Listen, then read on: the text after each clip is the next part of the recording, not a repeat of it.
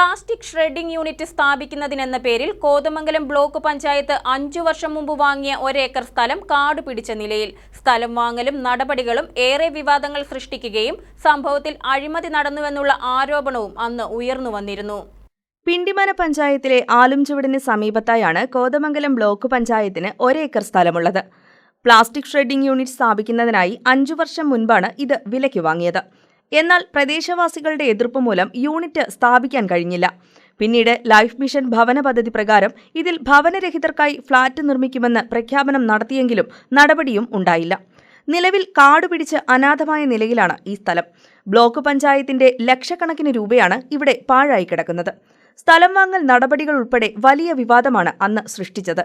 വഴി സൗകര്യം പോലുമില്ലാത്ത സ്ഥലം ഉയർന്ന തുകയ്ക്ക് വാങ്ങിയതിൽ അഴിമതിയുണ്ടെന്നും ആരോപണമുണ്ടായിരുന്നു. റവന്യൂ വകുപ്പും എതിർപ്പ് പ്രകടിപ്പിച്ചിരുന്നു. അന്ന് ബ്ലോക്ക് പഞ്ചായത്ത് ഭരിച്ചിരുന്ന LDFനുള്ളിലും വിഷയം ഭിന്നതയ്ക്ക് കാരണമായെങ്കിലും പിന്നീട് ഒത്തുതീർപ്പാവുകയാണ് ഉണ്ടായത്.